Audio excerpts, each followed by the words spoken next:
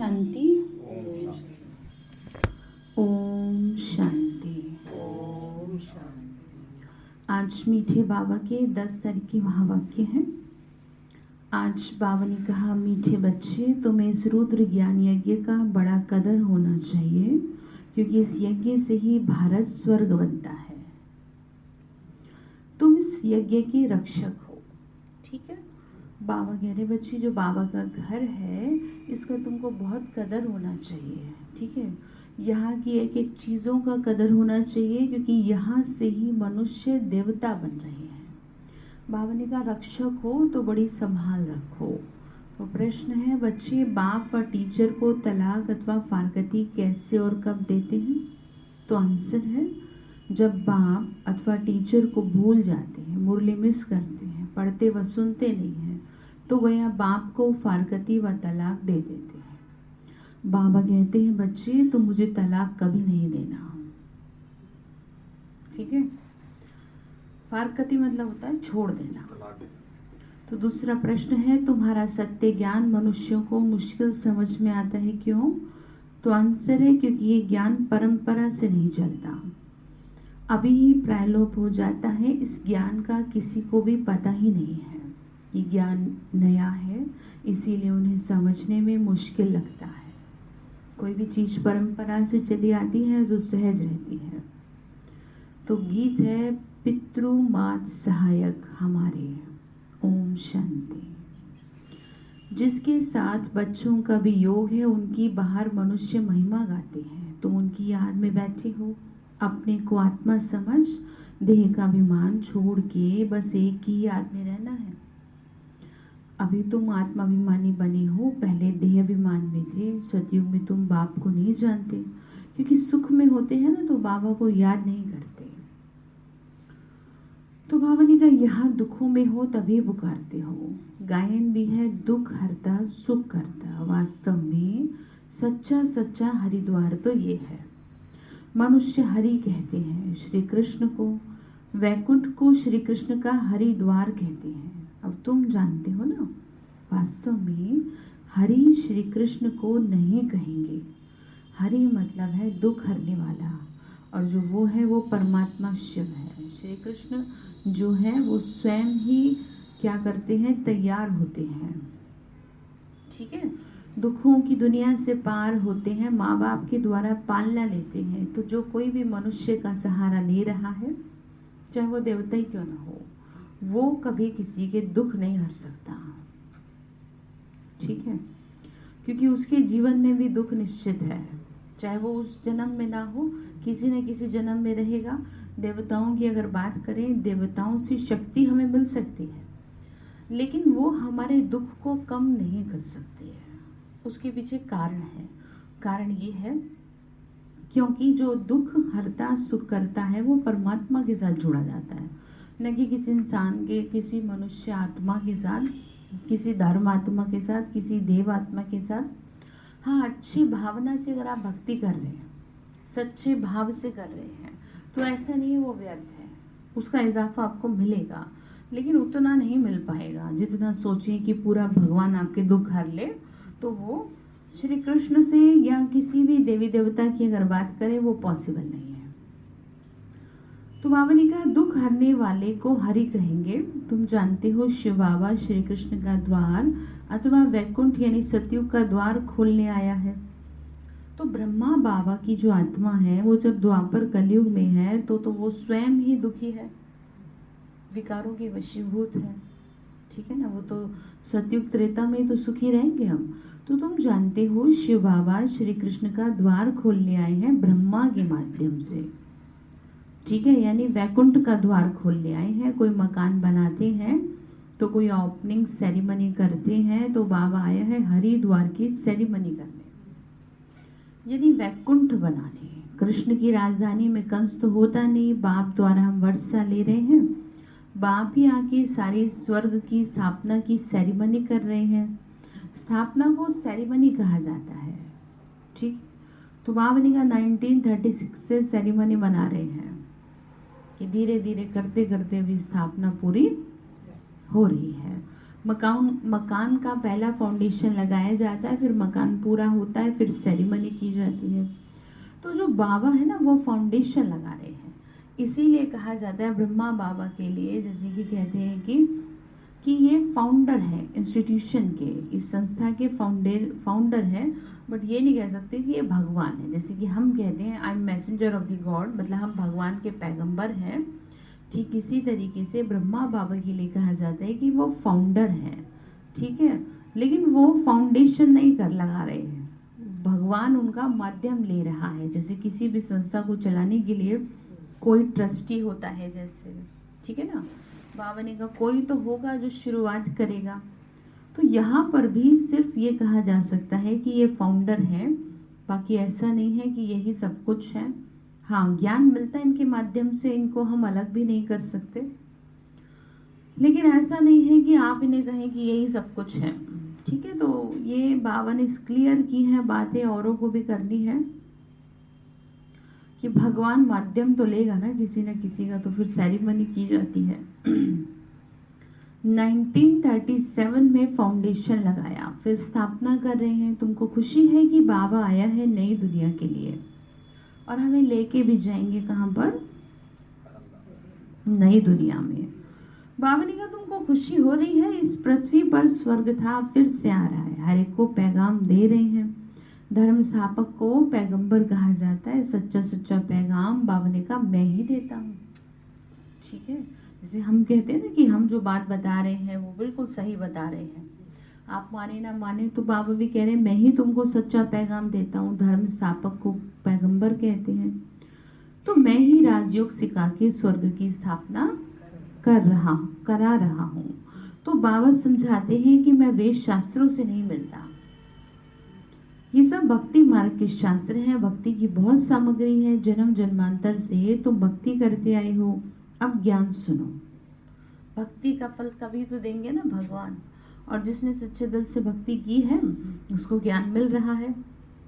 ऐसा नहीं है कि कोई भगवान से कुछ हर कोई मांगने के लिए यहाँ पर आया है। कई लोग भगवान को ढूंढते ढूंढते आए कि कहीं तो मिलेगा, चलो क्या पता यहाँ मिल जाए, तो यहाँ आ गए तो फिर यही के हो गए। तो लोगों को उल्टा दिमाग ही चला फिर कि ये तो क्या कर दिए, वही के अपने में वश कर लिए।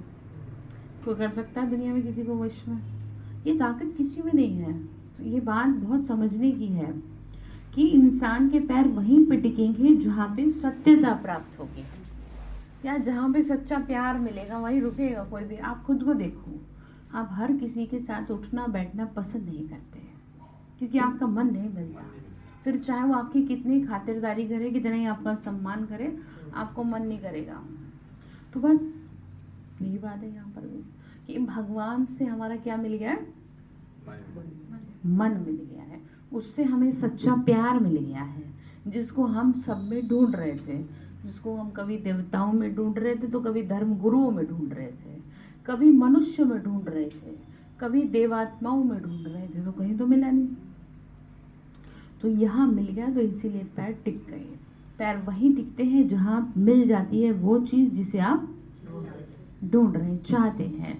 जैसे कि आपको एग्जांपल दिया था ना कि जैसे जो बच्चे कोचिंग लेते हैं तो वो 8-10 डेमो क्लास लेंगे पहले, जगह जगह इंस्टीट्यूशन में जा करके, फिर एक जगह रुक जाएंगे, वहीं रुकेंगे जहाँ उनको समझ में आएगा। वैसा तो नहीं है कि जो बता रहे हैं वो गलत है, लेकिन अपनी समझने की बात है ना कि हर किसी का जो समझने का जो बुद्धि है वो अलग अलग है।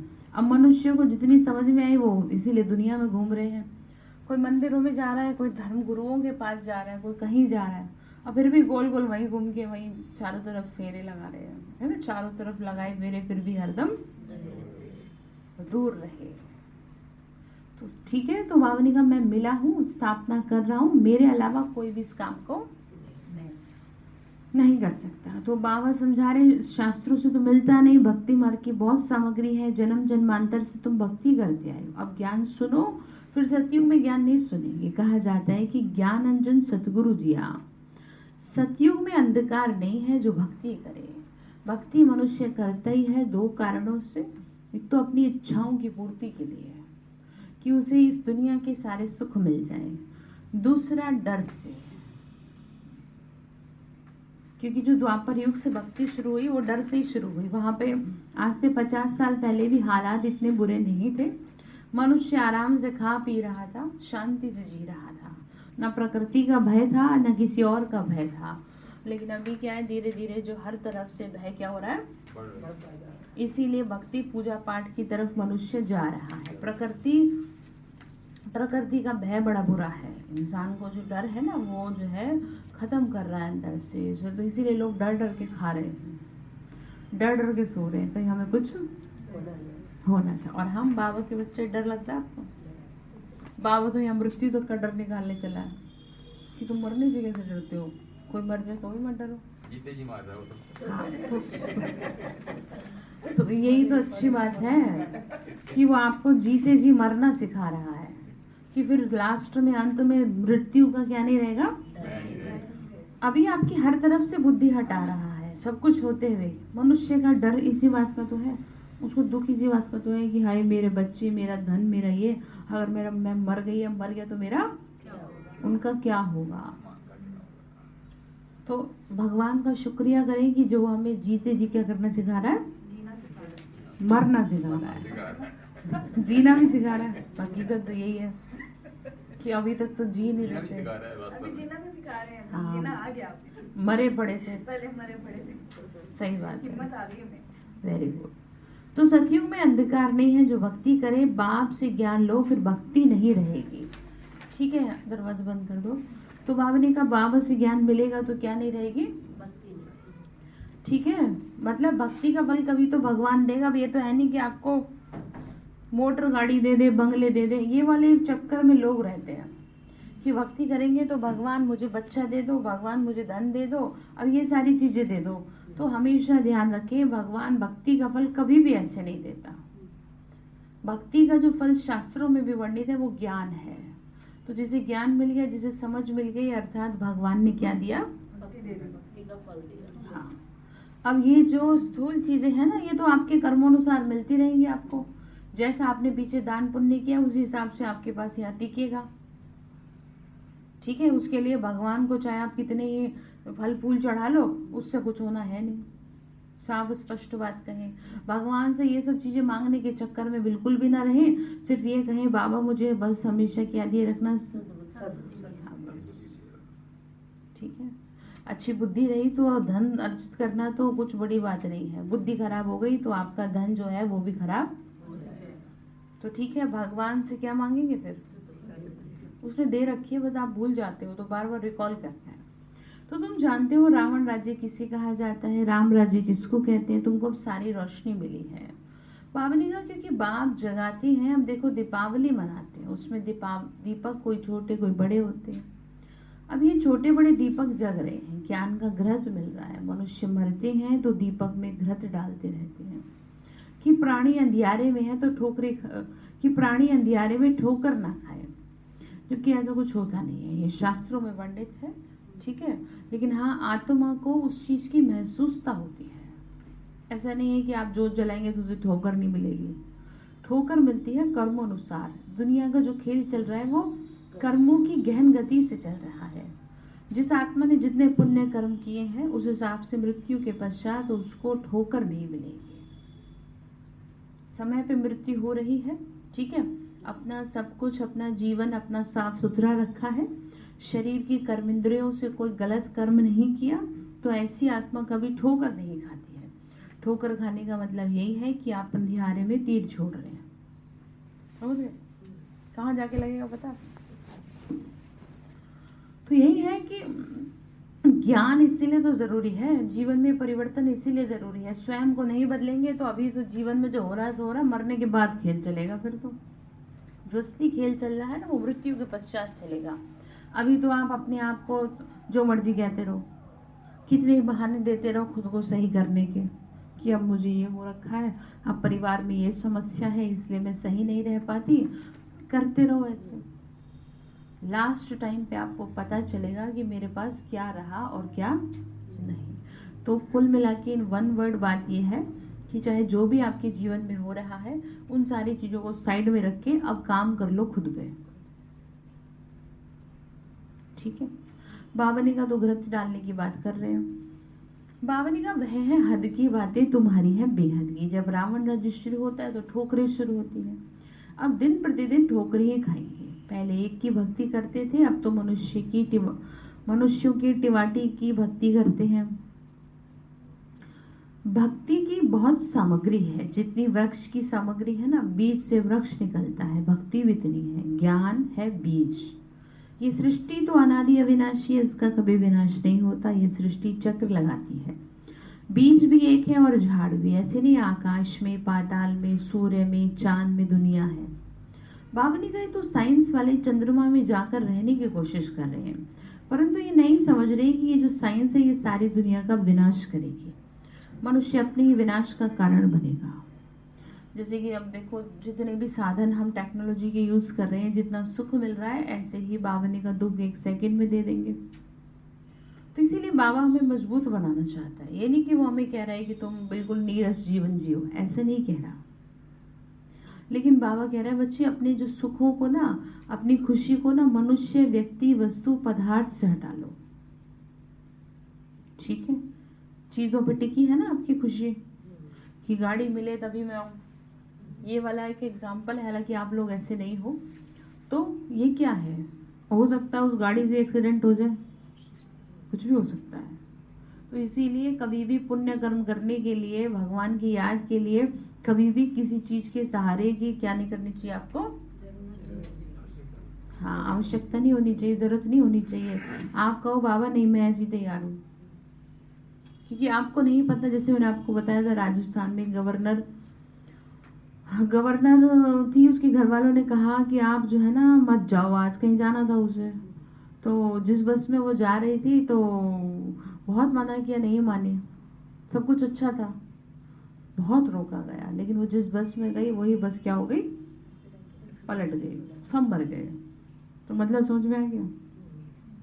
तो इसीलिए किसी भी चीज का अगर आपको साधन नहीं मिल रहा तो समझ लीजिए कि भगवान आपको कोई किसी रूप से टचिंग दे रहा है कि आप इसका साधन का यूज नहीं करिए। वो कुछ ना कुछ उसका इशारा है, जो आपको अब ऐसे तो आएगा नहीं, किसी इंसान के रूप में आ भी जाएगा, लेकिन वो उसके लिए आएगा जिसकी बहुत जबरदस्त भावना होगी,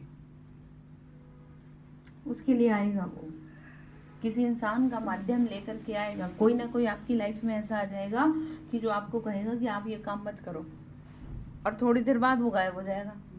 जैसे शास्त्रों में दिखाया है, ये कोई ऐसे नहीं है, इसके पीछे कारण है। आप बहुत बहनों माताओं के अनुभव है, आप समझ रहे हैं, बहुत बहुत बहनों माताओं के अनुभव है, जिनका बाबा चुपचाप किसी न किसी के माध्यम से आकर के काम करा देता, और बाद में वो ढूंढते रहते। मैंने एक अनुभव सुनाया था ना, मकान बनाना था एक को, तो पैसे नहीं थे, तो टाइल वाला जो कहीं से लेनी, वो पट्टियाँ होती थी ना, तो कहा कि मेरे पास तो पैसे है नहीं।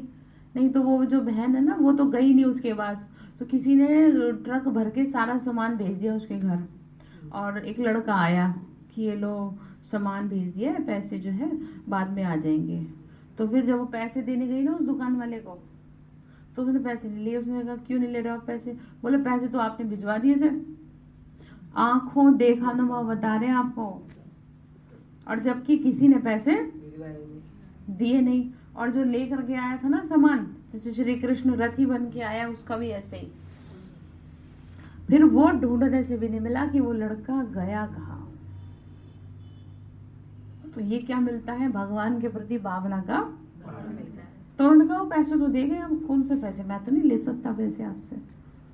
तो वो कौन आया था, भर करके सामान लाया था पटिया रख करके। हाँ, तो वो आत्मा तो ज्ञान में थी, भक्ति की नहीं थी। तो मतलब समझ गए आप। तो ऐसे लोगों के लिए जो है भगवान ऐसे रूप भी धारण कर लेता है। ये ना अंदर की ना आपकी 100% की भावना देखी जाती है। जैसे कि मीरा का मिसाल है कि जहर भी क्या बन गया, अमृत बन गया। ठीक है, तो इसीलिए आप ना अपनी भावना को चेक कर ले ज्ञान में, कि आपकी भावना के आपको कितने मार्क्स दें, आप खुद ही दे दो। बाबा तो बाद में देगा, आप पहले खुद ही दे दो कि आप कितने मार्क्स दे सकते हो खुद को। बाबा ने कहा तो बच्चे अब ये दुनिया जो साइंस की बात कर रहे हैं, विनाश हो जाना है। बाबा ने कहा सब ड्रामा है, दूसरे इन बातों को नहीं समझेंगे, राजा ही तुमको मिलनी है, क्योंकि कनेक्शन है कृष्णपुरी। और क्रिश्चियनपुरी का। इन्होंने भारतवासियों को आपस में लड़ाकर कृष्णपुरी को क्रिश्चियनपुरी बनाया। तो अब बाबा कहते बच्चे हिसाब लेना है, इनको आपस में लड़ाकर माखन तुमको दे देंगे, ठीक है। बाबा ने कहा 2 बिल्ले लड़ेंगे आपस में और माखन किसे मिलेगा? हम बच्चों को मिलेगा। दुनिया आपस में लड़ेगी और बाबा ने कहा बादशाही तुम्हारे हाथ में आएगी। लड़ेंगी राज करने की वजह से। इतिहास गवाह है, सभी ने इतिहास पढ़ा है कि किसने नहीं चाहा पूरी दुनिया में राज करना, लेकिन कोई कर नहीं पाया।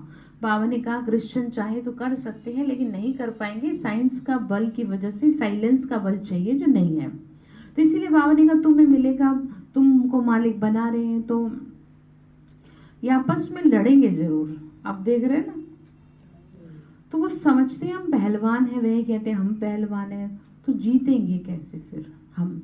लेकिन सबसे पहलवान तो तुम निकल पड़े जो बिना किसी हथियार के युद्ध पे चले हो, ठीक है। तो यहाँ पे जो युद्ध होता है वो मन का होता है। तो बाबा कह रहे बच्चे जीत तुम्हारी निश्चित है, महावीर और महावीरिनी कहा जाता है। बाबा कहते हैं माए के तूफान तो आएंगे परंतु कर्म में नहीं आना। गुस्सा आएगा, थोड़ा सा शांति, 1 सेकंड के लिए पानी पी लेना, 1 ही सेकंड का खेल होता है, ज्यादा देर का नहीं होता, ठीक है। पानी पीने से, ओम का उच्चारण करने से, ओम शांति बोलने से उस समय के लिए क्या हो जाता है? गुस्सा।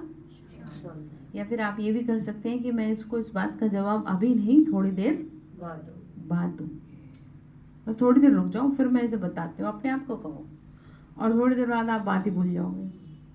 क्योंकि ये मन की जो स्थिति है ना, ये पानी के उबाल की तरह है, और पानी में उबाल तब तक ही आएगा जब तक आप गैस चालू रखेंगे, और जैसे आपने गैस को बंद कर दिया वैसे ही। तो यहाँ पर मतलब समझ गए कि जब तक आप आई कांटेक्ट बना के रख रहे हैं उस आत्मा से, जब तक आप उसे देख रहे हैं, तब तक वो पानी क्या होता रहेगा? तो उबला हुआ पानी क्या कर देता है? जला देगा, सूखेगा बाद में। भाई जी सूखने बहुत टाइम लगता है पानी को पहले तो वो जलाने का काम करेगा। तो बात आपको समझ में आ गई? तो आप आई कांटेक्ट बना के रखेंगे क्या उस आत्मा से कि नहीं मैं देखूं इसे, मैं बताता हूँ या बताती हूँ, करेंगे ऐसे? हट जाएंगे उसके सामने से? चलिए वेरी गुड। तो क्या कह रहे हैं कि तूफान तो आएंगे परंतु कर्म में नहीं आना। योग बल से स्थापना हो रही है और बाहुबल से विनाश हो रहा है। उठते बैठते चलते फिरते बस याद करो, इसी को योग बल कहते हैं। फिर ज्ञान बल कहा जाता है। ज्ञान बल क्यों कहते हैं? क्योंकि शास्त्रों में बल नहीं है, उनसे कोई को मुक्ति, जीवन मुक्ति नहीं मिल सकती, ठीक है। बाबा शास्त्रों की बात कर रहा है। तो बाबा ने कहा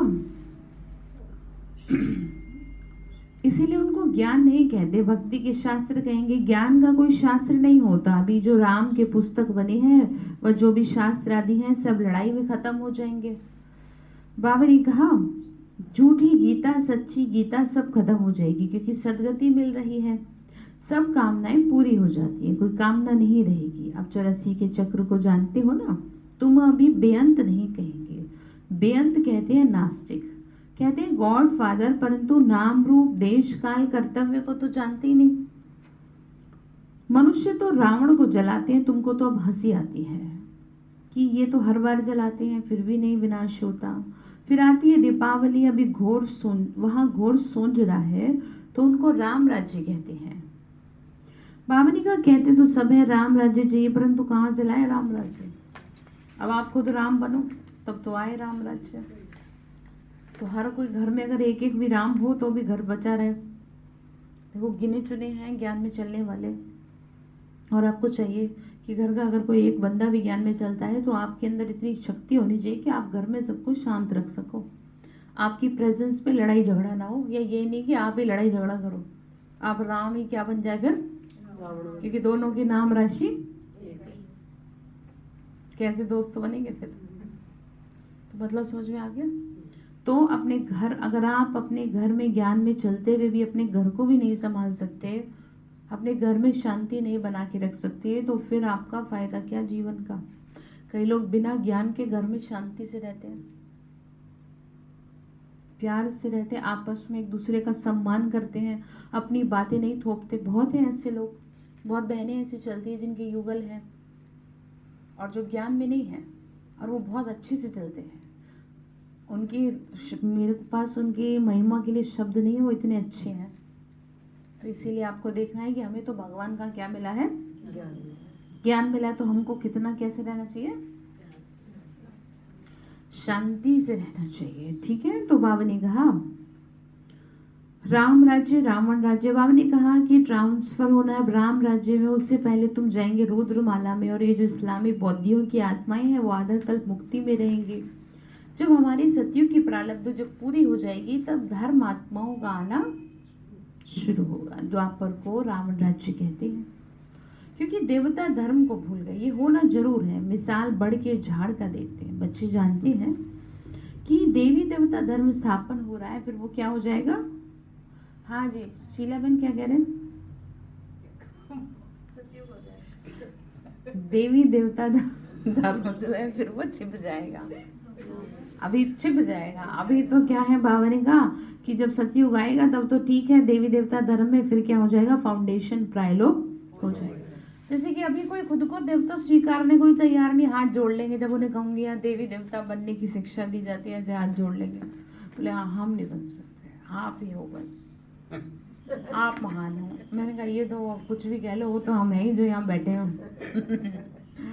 मतलब उनको ये अंदर स्वीकार्य नहीं है कि हम भी अच्छे इंसान बन सकते। इतना ज्यादा क्या हो गया, रावण का इस समय बोलबाला है। तो बाबा ने कहा खुद को स्वीकार नहीं पा रहे, क्योंकि धर्म प्रायलोक हो गया। क्योंकि जो जिस धर्म का होगा वो उसी धर्म में जाएगा। धर्म के प्रति कितनी कट्टरता है लोगों में। तो यहाँ पर देवता धर्म की आत्माएं यहाँ पर आ रही है निकल निकल के, और जो नहीं आ रही वो किसी भी कीमत पे नहीं आ सकती। फिर चाहे वो कितनी अच्छी हो, फिर चाहे वो साधु संत हो, वो तब भी नहीं आ सकते। वो मैटर नहीं करता कि वो कैसे हैं, मैटर ये करता है कि स्वयं को स्वीकार क्या रहे हो आप स्वयं को साधारण स्वीकार रहे हो कि मैं तो भाई इनकी माँ हूँ, इनकी ये हूँ, चाची मामी जो भी आपका रिश्ता है, बस इससे ऊपर उठ जाओ। ठीक, इससे ऊपर उठ के ये वाले संबंधों को देख लो कि देखो जरा सतयुग में कैसे कैसे मेरे किससे क्या संबंध होंगे। ठीक है। तो वहां बने का धर्म क्या हो जाएगा, प्रायलोक हो जाएगा। सब धर्म भ्रष्ट कर्म भ्रष्ट हो गए हैं, तभी तो स्थापना होगी। अब बाबा का कहते भी अनेक धर्म का विनाश हो, एक धर्म की स्थापना होगी। बाबा ने कहा यह वर्षा पाने का मेहनत कर रहे हो, जो धारण करके कराएंगे वही उच्च पद पाएंगे। बाबा कहते मुख्य बात जो है धारण करो, कि हमें निराकार बाप पढ़ा रहे, श्री कृष्ण नहीं पढ़ाते। क्योंकि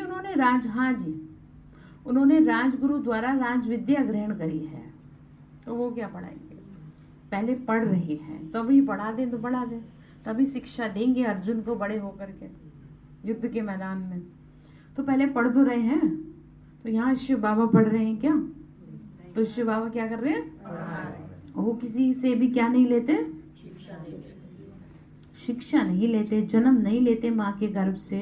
जिस किसी ने भी इस दुनिया में माँ के गर्भ का आधार लिया है उसे परमात्मा का टाइटल नहीं दे सकते।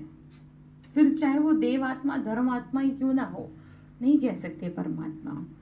तो बाबा ने समझाया बच्चे पूछना है कि अब बताओ गीता का भगवान कौन, जज करो। तुमको समझाने में बहुत सहज होगा कि गीता का भगवान श्री कृष्ण नहीं शिव है, तुमको मालूम है ना। तो फिर से बाबा ज्ञान दे रहे हैं, गीत में भी है गीता का ज्ञान, फिर से सुनाना पड़े।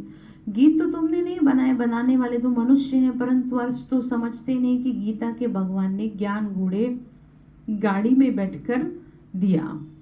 ठीक है, श्री कृष्ण के लिए कोई घोड़े गाड़ी थोड़ी आएगी। अगर श्री कृष्ण होता तो उनके लिए अच्छी से अच्छी गाड़ी लेके आए, बड़े बड़े धनवान आ जाए। यहाँ तो देखो अपनी मोटर शरीर भी नहीं है। बाबा ने कहा आता है गुप्त शरीर में हूँ, श्री कृष्ण की बात नहीं है। फिर तो भक्ति मार्ग में मेरा कितना मान रखते हो, सोमनाथ का मंदिर बनाते हो बाबा ने कहा। फिर बाबा ने कहा कोई एक थोड़ी होगा, अनेक होंगे, फिर लूटेंगे। 16 बार मोहम्मद गजनबी ने ऊँट भर भर के लूट के ले गए। तो सारी बेहद की हिस्ट्री ज्योग्राफी अब तुम समझ रहे हो। कहते हैं नॉलेजफुल है भगवान, तो ज्ञान भी तो दिया जाता है ना, पढ़ाई भी पढ़ाई जाती है। ज्ञान है मन मना भाव, मन ही मन में। फिर मध्य जी भव की पढ़ाई पढ़ाते हैं, टीचर और गुरु का पाठ इकट्ठा चल रहा है। बाबा ने कहा सारे वर्ल्ड की हिस्ट्री ज्योग्राफी तुमको पढ़ा रहे हैं। फिर आगे कहा तुम सच्ची सच्ची नंस हो। नंस जानते हैं ना, क्योंकि तुम एक को याद करती हो। नंस को गले में क्रॉस पड़ा रहता है, क्राइस्ट को याद करती है, समझते हैं क्राइस्ट गॉड का बच्चा था। तुम समझते हो ना कि क्राइस्ट कोई गॉड का बच्चा नहीं था, क्राइस्ट की जो आत्मा है वो क्या थी, गॉड का बच्चा थी, शरीर नहीं, आत्मा। क्योंकि भगवान के लिए कहा जाता है वो आत्माओं का पिता है, फिर चाहे वो धर्म आत्मा की हो आत्मा, फिर चाहे वो देव आत्मा हो, क्योंकि सबका पिता एक ही है। तो तुम आत्माओं को वर्षा मिल रहा है बाप से, मनुष्य आत्मा को ज्ञान देते हैं। शास्त्रों में तो युगे युगे लिख देते हैं। बाबा ने आप फिर कहा आकर के फिर क्या देंगे बताओ, कल्प में तो एक ही बार आकर के पावन बना के चले जाते हैं। तो बाबा कहते हैं मुझे तलाक मत देना, ठीक है, छोड़ मत देना। अब बाबा ने कहा आजकल स्त्रियां पति को तलाक दे देती हैं, वैसे हिंदू नारी पति को कभी तलाक नहीं देती थी, तुमको मुरली सुननी जरूर है। तो उस समय की बात है, आजकल तो कुछ भी नहीं है। तो मुरली नहीं सुनते तो गोया बाप टीचर को भूल जाते हैं। ये भी जैसे तलाक हो गया। सेंटर नहीं जाएंगे, ये क्या कर रहे हो आप, जैसे कि गुस्सा हो करके कहाँ चले जाते हैं, घर छोड़ करके कि मैं कहाँ नहीं जाऊंगी, साथ में नहीं रहूंगी। तो क्या दे दिया आपने, तलाक दे दिया। मुरली नहीं सुनेंगे। आपको बहुत गिल्टी फील होना चाहिए उस दिन जिस दिन आपके पांव भगवान के द्वारे ना पड़े। समझ गए आप कि मैंने सारे काम तो मैंने कर लिए, बस मेरे पास भगवान के घर जाने की क्या नहीं है, फुर्सत नहीं है। जब मैं सेंटर जाने लगूं तभी मेरे शरीर में कष्ट आए, घर में काम करते में मुझे कुछ ना हो। तो साफ शब्दों में स्पष्ट है, पाप कर्म रोक रहे हैं। अक्सर लोगों के पांव नहीं पड़ते मंदिर मस्जिद गुरुद्वारे में। अक्सर लोग क्या करेंगे, मंदिर से बाहर निकलते हुए इस तरह से करते हैं, फिर ऑफिस में जाएंगे तो कंप्यूटर पे पूजा कर लेंगे। मतलब आप भगवान को भी कंप्यूटर पे पूज रहे हो, कितनी बुद्धि खराब। और एक दिन वो सारा खेल खत्म कर देगा, कह देगा बैठो एक जगह मत आओ। तो बीच में बाबा ने रिहर्सल तो करा दी ना, ट्रेलर दिखा दिया, सब बंद कर दिया। लोग तरस गए सेंटर आने के लिए कि दीदी थोड़ी देर के लिए आने दो, अच्छा हम आ जाएं क्या। तो समझ में आ गई बात। तो भगवान के घर का महत्व है, दुनिया में मंदिरों का महत्व है। अगर ना होता तो भगवान को ये सब बनाने की जरूरत क्या पड़ती है बताओ। आप खुद में कर लो सब कुछ काम, फिर स्कूल खोलने की जरूरत क्या है। माँ बाप खुद एजुकेटेड है, बच्चों को घर में पढ़ा लो। कितने भी पेरेंट्स एजुकेटेड क्यों ना हो, लेकिन बच्चों को फिर भी स्कूल में भेजेंगे, उसके लिए अलग से टीचर भी लगाएंगे, क्योंकि उन्हें पता है कि जो चीज़ वो दे सकते हैं वो हम नहीं दे सकते। तो बात आपको समझ में आ गई। तो आप तलाक देंगे फिर इन फ्यूचर, ठीक है। जिस दिन भी मन ऐसा हो समझ जाना कि माया का क्या हो रहा है, वार हो रहा है। बाबा ने कहा तो मालूम पड़ जाता है, बाबा ने कहा नापास हो रहे हैं, तलाक दे देते हैं। अंत में सबको मालूम पड़ेगा कि किस किस ने कितनी पढ़ाई पढ़ी थी। सब कहते हैं कि शांति चाहिए। अब कहाँ से ला के दें आपको शांति। अब खुद दिमाग शांत रखो तो शांत हो, अपना वॉल्यूम कम करके रखो, थोड़ा धीरे बोलो तो शांति होगी। आप इतनी जोर से चीखते चिल्लाते हैं तो कैसे घर में शांति होगी। अपने घर का माहौल किसी और के हाथ में नहीं, आपके हाथ में है, ठीक है। तो शांति चाहिए फिर आपको बाहर से कहीं से। तो कहते हैं दुख में सब सिमरण करते हैं, तो आधा कल्प सुख और आधा कल्प दुख है। सुख दुख का खेल भारत पे है, तभी तो तुम तो कहेंगे ना हम ही देवता हम ही क्षत्रिय। तो हम सुख अर्थ भी नहीं समझते। तो बाबा कहते हैं मन मना भाव, खुद धारण कर औरों को कराएं तो अहो सौभाग्य। तो याद से पाप कटेंगे। कहाँ गंगा में स्नान करना, कहाँ योग में रह पावन बनना। भगवान की याद में बैठने से शुद्धिकरण होता है। तपस्वी आत्माओं को देखो जो स्वयं को दुनिया से अलग करके बैठ जाती हैं, वो क्यों ना डुबकी लगाते रहते, क्योंकि उन्हें पता होना कुछ है नहीं। अच्छा फिर क्या कह रहे हैं, बच्चों को यज्ञ के पैसे की बहुत कदर होनी चाहिए, क्योंकि इससे भारत स्वर्ग बन रहा है। बाप है गरीब निवास, गरीबों की पाई पाई पड़ेगी तभी तो वह साहूकार बनेंगे। स्वर्ग में हेल्थ वेल्थ हैप्पीनेस है। अगर हेल्थ वेल्थ है तो हैप्पीनेस भी है, अगर हेल्थ हो वेल्थ ना हो तो हैप्पीनेस नहीं हो सकती। सतयुग में दोनों हैं, तो सदैव हैप्पी रहते हैं, वहाँ कभी रोते नहीं हैं, क्योंकि हेल्थ भी है और वेल्थ भी है, तन और धन और मन सब अच्छा है, तो तुमको वहाँ रोना नहीं है। तो यहाँ कह रहे तुमको यहाँ भी नहीं रोना। अब हाथ उठाओ, कौन कौन रोता है? रोता वो है जिसका कोई नहीं होता, और दूसरा रोता वो है जो अंदर से बहुत ज़्यादा नाजुक है, इमोशनल है। और इमोशनल होना कोई अच्छी बात नहीं है, ये कमी है। ये जैसे शरीर में कोई कमी आ जाती है ना, तो सारी जिंदगी उसका क्या करना पड़ता है? दुख झेलना पड़ता है। तो ऐसे ही मन की अगर ऐसी स्थिति है कि ये छोटी छोटी सी बातों में ही अगर आंखों में आंसू आ जाते हैं, तो ये मन के कमजोर होने की निशानी है। ये कोई अच्छी बात नहीं है कि आपको ले कहे जी ये तो बहुत सेंसिटिव है, बहुत नाजुक है। ये बहुत बुरी बात है कि आप इतने नाजुक हैं। ठीक है, इतना नाजुक होना आपके लिए सही नहीं है, क्योंकि बाबा के अकॉर्डिंग अभी तो समस्याएं क्या करनी है, और अभी तो कुछ है ही नहीं दुनिया में। बताओ, सब सही चल रहा है, सब अपने आराम से उठ रहे हैं, खा रहे हैं, पी रहे हैं, सो रहे हैं। अभी तो खेल आगे चलेगा, तब क्या करेंगे? तब तो बस बैठ के रोते रहना। तो रोएंगे आज के बाद? है किसी देवी देवता को देखा कभी रोते हुए? हमेशा मुस्कुराते हैं। ठीक है, रोना नहीं है। बाबा ने कहा तुमको यहाँ भी नहीं रोना, परंतु माया के तूफान मुरझा देते हैं। अब उसका मतलब नहीं है तो क्या करे, रोना आ ही जाता है। स्वयं को मजबूत बनाओ। कब बनाओगे? मरने के बाद बनाओगे। मरने के बाद तो आंसू ही नहीं निकलेंगे, और मन दुखी होगा मृत्यु के पश्चात, क्योंकि आत्मा की जो शक्ति है वो मन है। उस वजह से वो जिस आत्मा से जुड़ी है उसका भी मन दुखी होगा। तो ठीक है, तो हेल्थ मिलती है हॉस्पिटल से और वेल्थ मिलती है पढ़ाई से। तो देखो मेरे बच्चे कितने गरीब हैं, 3 पैर पृथ्वी में हॉस्पिटल खोल देते हैं जहाँ से सबको हेल्थ वेल्थ मिलती है। अच्छा, मीठे मीठे सिके लते बच्चों प्रति माता पिता बाप दादा का,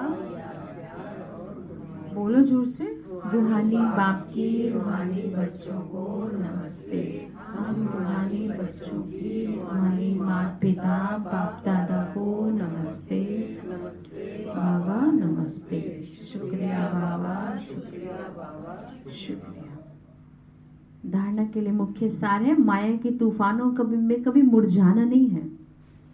ठीक है, सदैव खुशी में रहना है, रोना मना है।